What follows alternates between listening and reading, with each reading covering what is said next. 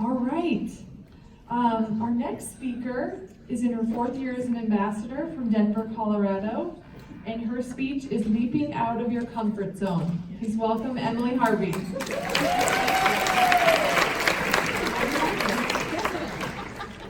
You guys are ready for this? I'm not going to make all of you participate, but I'm going to be taking volunteers. So, I need people who like to hula hoop. I got Kara. I need 6 people. 1, 2, 3, 4, 5. Noel. Stephanie. All right. Don't take your hula hoop yet.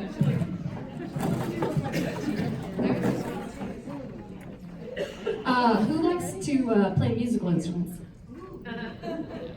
1, 2, 3, 4, 5, 6. You guys stand over here.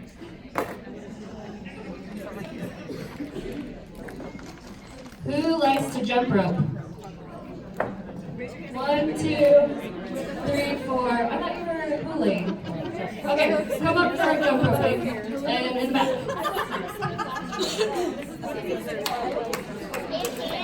So my jump ropers are here. My kazoos are over here. My hoopers are over here. I think I have more than 6 hoopers. That's okay. Oh, jumpers are right here. Oh, we need a few more. Do we need more jump jumpers? Oh, got them. All right. I need 6 more people that like musical instruments. In the back, 2, 3, 4, 5, 6. All right. You guys. Come stand right here. Yeah, you do. I know. We'll spread out. All right, we got our kazoos. Kazoos are over here. Jump ropers are right here. Maracas are over here.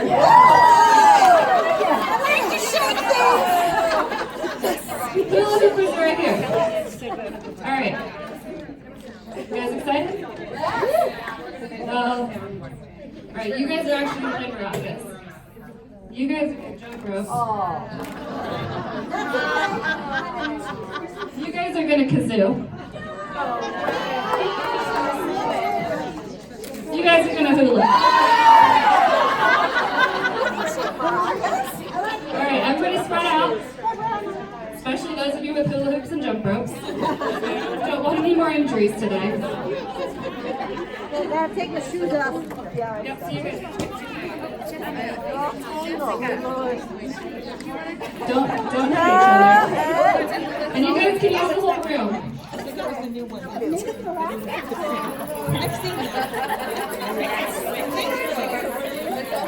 Alright.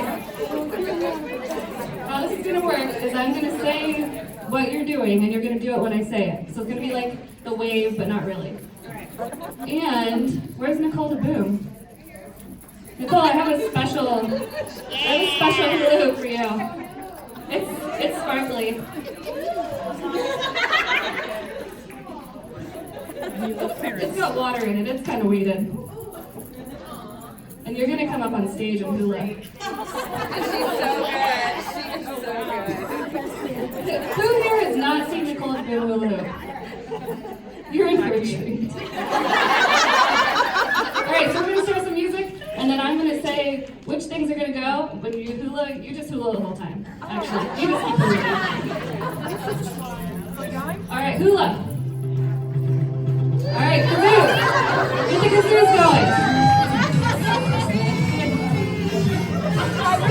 Alright, maracas. Hulas can stop. Jump rope.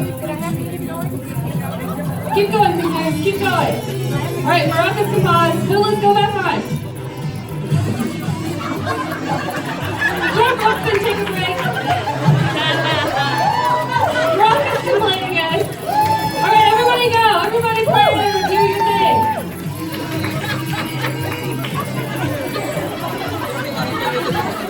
I love this woman. Alright, everybody can stop. Thank you all. Alright, if you are up here, please come up and grab. I have a chapstick for you. They are very nice chapsticks. They have a logo on them that I will be talking about. So you guys can take those and leave your instruments up here because I'm going to reuse them for something else. Not at this event, don't worry. Everyone can take a break. Thank you. Thank you, everyone.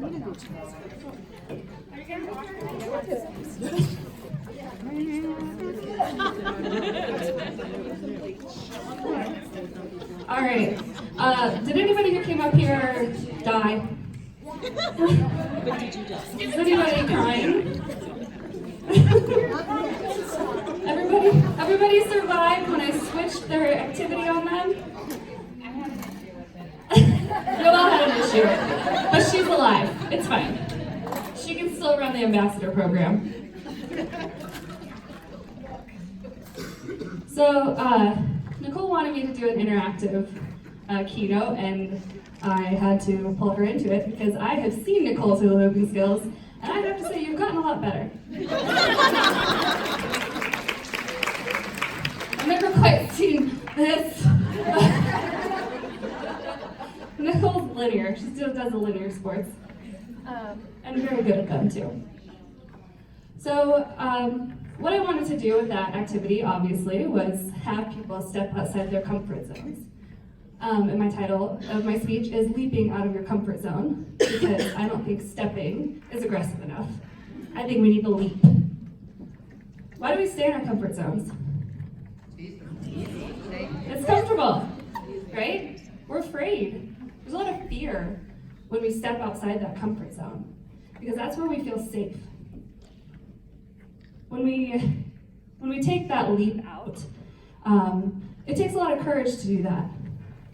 And I'm going to tell you a story about one of the times when I did that. So the chopsticks that you got have the LIM 359 logo on them. That stands for Living in Motion, 359 days a year. What about the other 6 days of the year? You get to be a couch potato. It's not a strict standard, it's a loose little guideline. But LIM 359 is an activities-based support group for people with limb loss and limb difference that I started in 2013. The whole point of LIM 359 is to provide people who have physical disabilities, limb loss and limb difference specifically, a comfortable, or not a comfortable, but a safe place to step outside their comfort zones. We have gone rock climbing. One of my friends is missing both her arm and her leg. She climbed that wall. It took her a long time, and she was very sweaty at the top, but she got to the top. And it's because she had that comfortable space to take that leap outside of her comfort zone through LIM 359. So, March of 2014, we partnered with an organization called the Challenged Athletes Foundation. They're based in San Diego. If you don't know of them, you should. They're amazing. And our activity for that month was a swimming clinic. Like, ooh, pool swim. I did not want to go. I was like, nope, I haven't swum since I was a kid. I don't want to get in a swimsuit. But what I didn't want to be more is a hypocrite. So I was telling all of our members, you guys need to leap outside your comfort zone, go to the swimming clinic. I'm just gonna sit on the edge of the pool, watch it. I didn't want to be that person. So I put on my tankini, had like a nice little tie in the back, definitely not a lap swimming suit, and I was padded, you know, ladies looked good at the pool. And you know how big kid. So I go to the swimming clinic and I jump in the water, very not wanting to jump in the water, but I did it. And it was supposed to be an hour-long session. They didn't have as many people sign up as they thought they would. I ended up swimming for 2 hours because I was like, this is actually pretty cool. I can actually do a sport without my leg on, which is pretty rare. And who here likes to take your shoes off as soon as you get home? Right? So it's like that with my leg. I just want to take it off when I get home. And swimming gave me that freedom to be able to do an activity without the discomfort of my leg.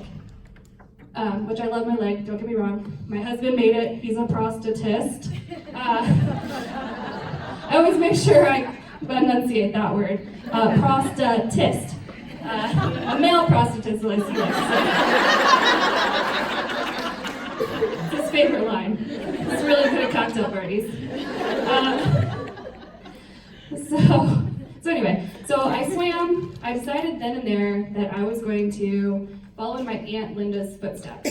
She was a triathlete. She did the Ironman championships in Hawaii in the 80s before it was hard to get in. When she just lived there, I don't even think she trained. She was just like, I live in Hawaii, I'm just gonna do Ironman. She did it twice. Ever since I was a little girl, I had in the back of my mind, like, maybe I could do a triathlon. But the swim was really the big piece for me that was missing. So, did the swim clinic, did a triathlon, did another triathlon, did a longer triathlon, did a little bit longer triathlon, and then last year I decided to do an Ironman. The whole whopping thing. If you don't know the distance of an Ironman, it's a 2.4 mile swim, 112 mile bike, and a 26.2 mile run, walk, however you can get there, crawl. And so I showed up at the Ironman last year. My swim went great. I was like a kid on Christmas morning. I was so excited. I had been training for months. And swim was great. I get on my bike, feeling great. It's starting to get warm, not too bad. And I am going down a hill. I think I was going down a hill. And I went to shift my bike. And it didn't shift. I was like, oh, maybe it's just a little wonky. It's gonna be fine. I'm only at mile 24. I got 88 to go. It's gonna shift. It'll be fine. So I get on the flat. Nope, still not gonna shift. Turns out my wire of my shifters had gotten kinked, and that completely stopped it from having the ability to shift into any other gear other than what I was in when it happened, which happened to be the big ring in the front, which is the harder one. Knowing I had 88 miles left to go, I kept pushing through it, and I walked up some of the hills, and people were like, yay, go little amputee girl, you have to walk up the hills. Like, the leg has nothing to do with this. This is all the bike's fault. I've still only ridden that bike like once since then. I've got other bikes. So I come to about the halfway point. I've ridden 32 miles in one gear, walking up hills. It's now like 98 degrees, and I see my coach on the side of the road, and he's like, yeah, go Emily, you're doing great, you're right on track. And I'm like, pull over, I'm gonna pull over, you gotta talk to me. And he's like, what's up? You're doing fine, you're doing great, you're right on time with the plan. And I said, I cannot shift gears, and I cannot push myself to ride another 56 miles in one gear on my own volition. I cannot do it. There's no way. And so he says, Emily, think of all those 6-hour trainer rides you did this winter. You are going to finish this bike ride. I'm like, okay. I'm like crying. Ugh, it's like worse than when I read The Notebook on an airplane. I'm falling on the side of the road in Boulder, mad at my bike. I'm just gonna kick it. And Coach Mark says, Emily, I believe in you. You can do this. Okay. I can't believe I have to do this for another 56 miles. But I did. And I finished in a slower time than I had hoped. My legs were shot from having to pedal through those hard gears and walk up the hills in my biking leg, which is not great to walk in. And I come into the transition area, and I'm about to start the run, and my handler Sasha is there, and I get to have a handler because I only have one leg, and she handles my legs all day. It's kind of like having a zoo animal. So Sasha, my leg handler, is there to help me in the changing tent, and I had decided that I wanted to start walking instead of running on the run because of the horrific bike experience I had just had. And then I realized I didn't bring my left shoe. So when I run, my prosthetic leg has a shoe sole on the bottom of it, so I don't wear a shoe on that side. So I brought my right shoe, obviously, but not a left shoe. And Sasha, without hesitating, says, Emily, you know what? I have been taking pictures of your leg with my feet all day. You can wear my shoes. We have the same size foot. She gives me the shoes off her feet and puts her water shoes on, because that's the only other thing she had. And she, in her water shoes, does like the first 5 miles of the course with me, carrying my running leg for me because I might want to switch into it. Sorry, Sasha. Sasha used to do Ironman, so she gets it. She can't do Ironmans anymore because she's had hip problems, so she was ecstatic to help me on my long, long day. And so I keep going. I finally change into my running leg and keep running. It's like, ugh, it's 98 degrees still. I'm drinking so much Gatorade, I'm gonna throw up. And I was really struggling to keep going. And I had been leapfrogging with this man for a while, and we ended up running together. His name is Steve. Steve and I didn't really talk, except like, let's get to that tree. All right, we're getting to the tree. Okay. All right, let's get to that bench. Okay, we're gonna get to the bench. And Steve and I plug along for hours. And it's like we're in the Sahara Desert because of the heat, although the sun eventually did go down, which cooled it off a little bit. So I'm coming into the final stretch with Steve, just plugging along, and my coach comes flying around the corner from the other way. Emily! You're not going to make it! You have to sprint. You have to sprint! There's no other answer. You're not going to make it in time. I'm like, are you kidding me right now? Do you know how long I've been out here? I've been out here 16 hours and 59 minutes. No, maybe 58 minutes. And I took Mark's energy and I sprinted. And I finished in 16 hours, 59 minutes, and 12 seconds. The cutoff is 17 hours.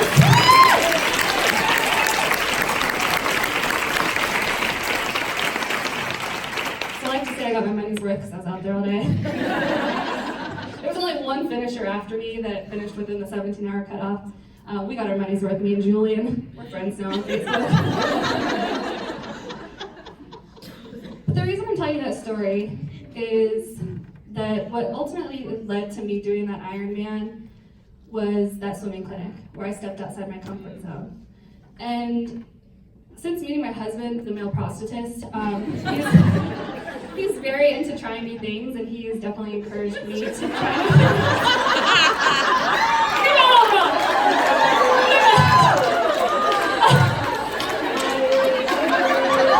My mom is here, ladies.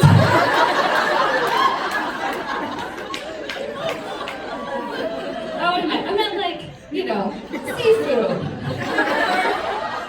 rock climbing.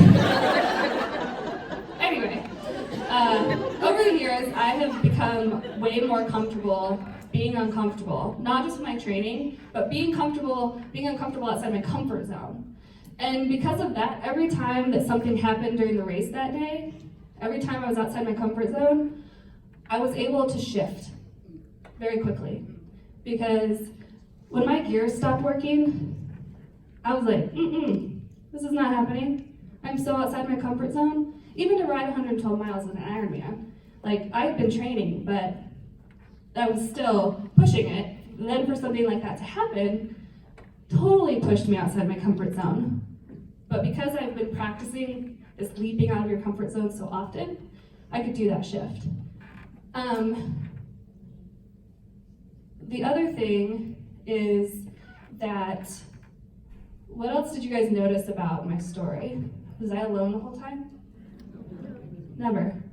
Ironman is a very lonely sport, but not when you have a team of people supporting you. And because, like Jill had talked about being visible, and I have tried to be very visible myself and let people see me outside my comfort zone. And I'm wearing this bracelet. It says, it's Devon's Defenders, Fibular Hemimelia Awareness. And this is from a little girl who has the same condition that I was born with. And she lives in Michigan or Wisconsin, one of those states. She lives in Michigan. And through her mom, she had seen my Instagram posts, and she saw me putting myself out there and stepping outside of my comfort zone, and she ended up actually starting a nonprofit to raise money to give back to other people who have different disabilities. So all of that to say that I really believe that giving ourselves that permission to leap outside our comfort zones and know that it's going to be uncomfortable and you're going to be scared and it's still okay, I think that that just makes us more flexible, more visible, like Angie talked about, and it just gives us an opportunity to be better people. So before I'm done, I do have an activity for you, for everyone this time, and luckily there are pens at the table, and I'm gonna institute the help of these people over here, who I know. They're not strangers, it's okay. One of them was my mom. Went to Costa Rica with a couple of them. And Noelle's gonna help too. Yeah. So what this is a card. At the top it says leaping out of your comfort zone. And it says, I blank, fill in your name there, in case anyone was wondering. Commit to blank. So you're gonna put something in there that you're gonna commit to doing in 2019. And then it says, if I feel blank, I'm gonna put in a word, fearful, scared, nervous, uneasy, anything like that. If I feel blank and don't wanna do it, I will reach out to blank for motivation and support. So I hope that you can take this home with you and remember that leaping out of your comfort zone is going to make you a better person and able to grow and be more flexible. And thank you. I'll give you some time to do that, and then we'll do questions.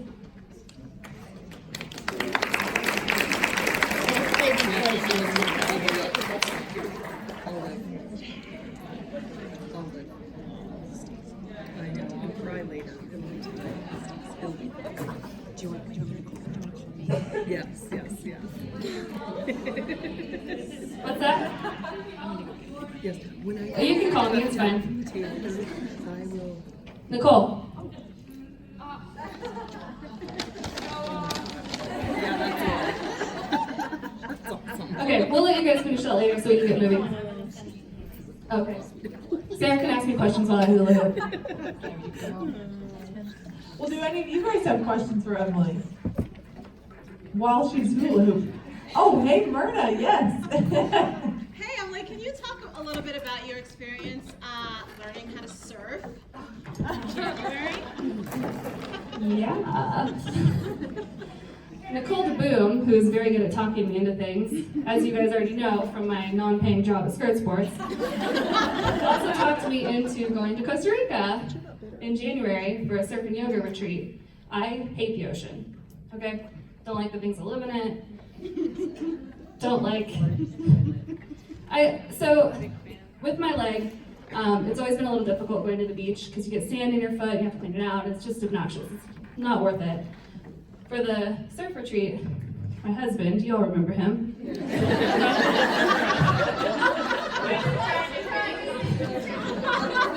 He made me a beach surf specific leg so that I was able to actually walk on the beach with two legs for the first time that I remember, without having to be concerned about getting sand in my foot and sand in my leg, and got to learn to surf right next to Myrna, and like totally awesome. But it was another instance of stepping outside your comfort zone. And I think women in particular have a hard time with stepping outside our comfort zone, just because of how society has viewed women and our place.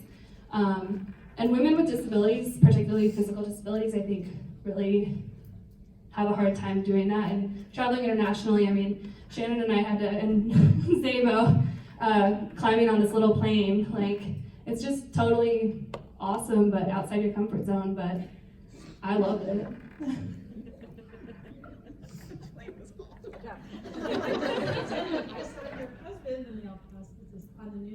Oh yeah, my husband was on the news last night and this morning, in his role as a male prostitute.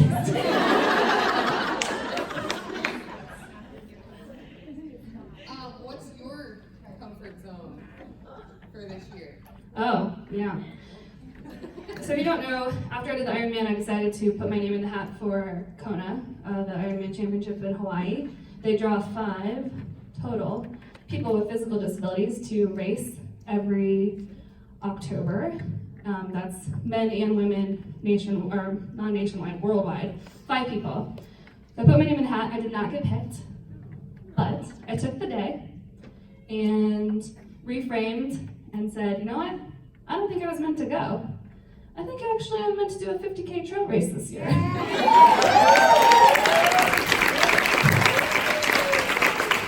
And the funny thing was, I was so actually relieved and happy that I had chosen a 50K trail race, and I talked my friend Jessica into doing it with me. She's sitting right over here. So again, stepping outside my comfort zone and roping Jessica into doing it with me so that I'm not alone. Which one? Oh, Bear Chase. Anybody else? Okay, thank you.